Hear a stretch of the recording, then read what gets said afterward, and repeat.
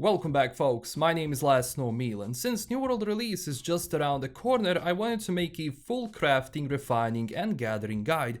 I know it can be a bit complicated, but it really isn't, so we are going to go through everything. New World is a game which focuses a lot on gathering resources and trading skills in general, that we can divide into three big groups: gathering, refining and crafting, where, as you can see in the gathering tab, you have logging, mining, fishing, harvesting and tracking and skinning.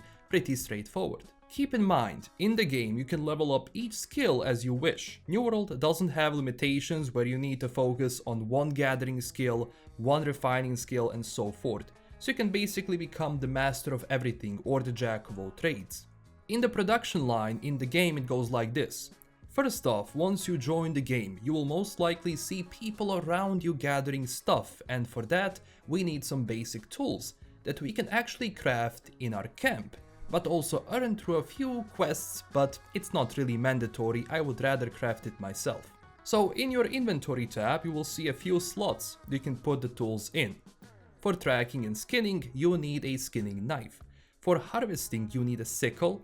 For mining a pickaxe, for logging an axe, for fishing a fishing pole, and this last is actually Azot staff that seals breaches, but that's a story for another video, and especially because you won't really need it at the beginning. Keep in mind, these tools can also be upgraded, crafted, acquired and bought that offer different bonuses like faster gathering speed, more resources, better chance of actually getting a rare item by doing an action like, for example, cutting down the tree with an upgraded axe that might yield epic or special resource that you can later use in your crafting that gives you different bonuses. You also have different clothing pieces that can give you different bonuses like better chance at crafting something with higher stats, or getting more resources when you gather materials, so it's always good to save some of those outfits for later use when you specifically go out to actually gather resources, because it saves you time and gives you better resources overall. So let's focus on gathering. Where does one find resources? On the map itself, you see different colors of the land, meaning there is a really good difference between grasslands, hills, mountains and forests. We can clearly see that in the legend menu of the map that you will also have once you start the game. So in the forest you can find trees, hemp and herbs. In the grasslands you can find herbs and hemp. In the highlands you can find precious materials like iron, whatever, and boulders like stone. In the marshes you can find oil. In shrublands you can find berries and bushes. And in coastal hill area you will have flint and bushes, and in the beach area you have flint. Same when it comes to fishing. You craft a fishing rod in your camp, and you also have to craft a bait in the kitchen for different fish. For example, you will have different types of bait, one for salt water and one for fresh water like rivers, lakes, whatever. Once you have it equipped, you press the left mouse button to throw it into the water and wait for the fish to bite, and then left click again and slowly tap left click, but watch out, if you pull the string too hard or too fast it will break. So slowly tap it until the fish is in your hand and repeat again. Keep in mind, you can still find some stuff like, let's say, herbs in the highlands, but it's a very extremely rare thing. So it's best to look at different colors on the map and see where you can find certain items without losing too much time. Keep in mind, I am not sure if this will be the case with the release, but I had the same ores, same hemp, whatever spawn in the same place on the map. And I do believe it will actually respawn even once the game is out and after some time passes. So basically, once you find a certain ore on the map, and once you gather it, later during the day once you return, you will actually see the same ore sitting in the same place. You can kind of map out where to find different things.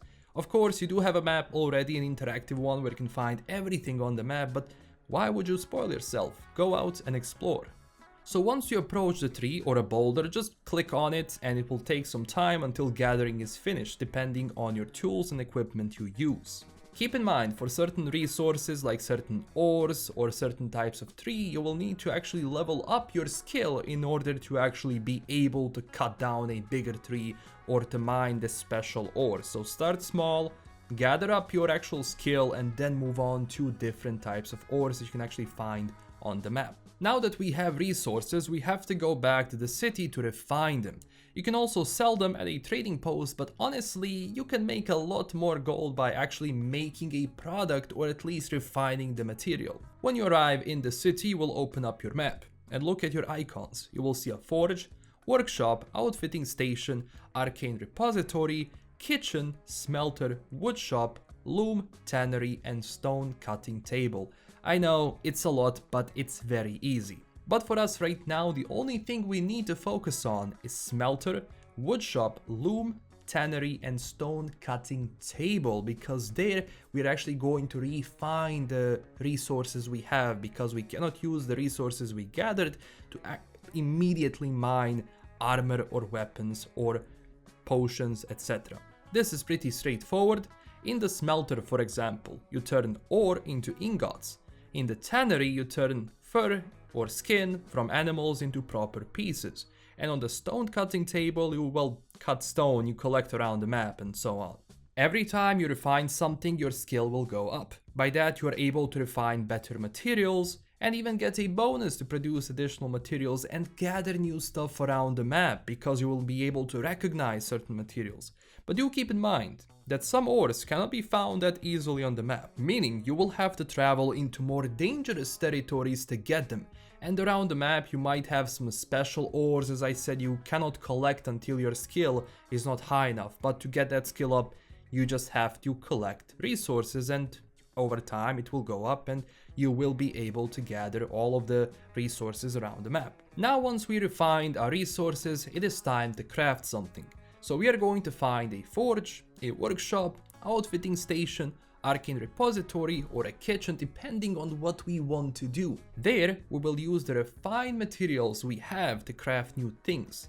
It's basically the same as it was with everything. The more you craft, the higher your skill goes, and you are able to craft better gear, which gives more bonuses, or is just better gear overall. Let's see the plate armor, for example, I was crafting to raise my skill.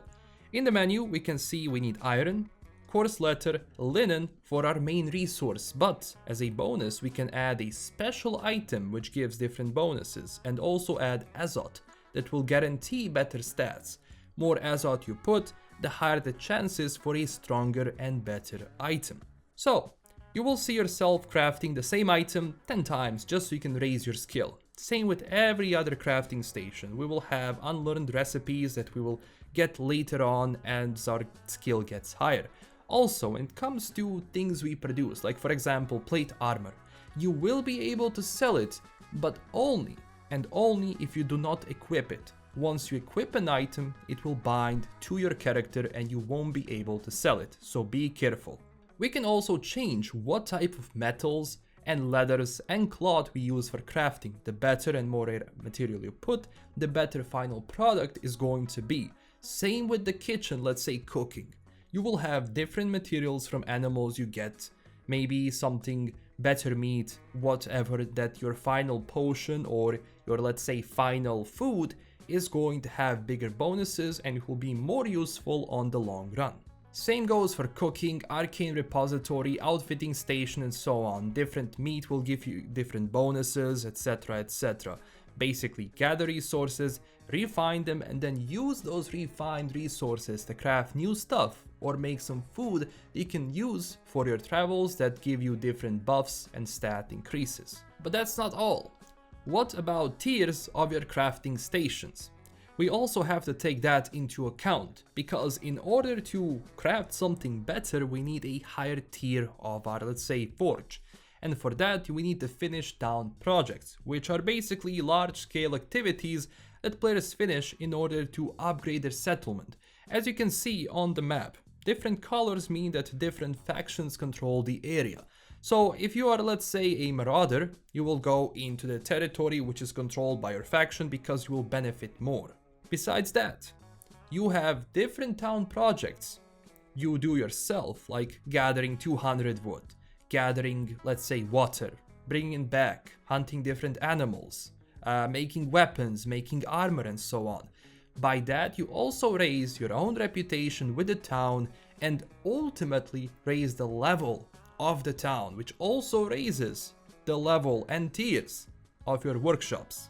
There is honestly a huge variety of activities you can do, so do stuff that actually makes you, fun and happy. I know it can be a little bit grindy, but it's also a group effort, so the more people do it, the better it's going to be for everyone else in your settlement and for you as well. There are also many other things that go into a settlement, like making better defenses, better quality of life improvements, different taxes, because yes, everything you do in a city has a different tax depending on where you are. If you're not really in your, faction controlled settlement, your taxes and everything else you have to spend money on when you craft something is going to be higher. So always go into your own territory and craft stuff. It's not really mandatory, but when it comes to tiers, especially later on when you start making more advanced potions and food and, different types of weapons and armor, it's definitely needed, but that's a story for another video. So here we pretty much covered everything when it comes to the beginner's crafting guide.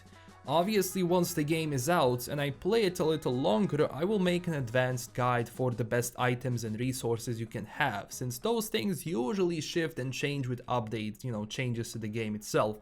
I didn't want to bother you too much with, let's say, showing you every single thing you can craft in your kitchen, because that will just overblow the video and people kind of want to see it for themselves by, at least knowing what to do and where to find it. So this is the point of this video, just to be able to get the basics in, and once the game is out, we're gonna go into more advanced territory. Now, you obviously want to make money from your trades, right? Well, from my personal experience while playing MMO games, trinkets, food, potions, buffs that people have to use for either PvP or PvE, dungeons, whatever quests, are always very much needed and in high demand. So I will be focusing my time on cooking, I will be focusing my time on making potions and different buffs that people can use, and ultimately that will give you and yield the highest price possible. So I know people don't want the fish at the beginning, but that's exactly what I'm going to do, because different fishes and different food you make will give people extra buffs, and people will definitely appreciate it with a lot of gold. And that's everything for today. Thank you so much for watching. If you enjoyed the video and learned something new, click that like and subscribe button for more New World content. And tell me down below, what will you focus on once the game is out? Join our community on Twitter and Discord if you want to continue the discussion there, and huge thanks to my current Patreon supporters. This is LKM signing out, and stay classy everyone. Bye bye.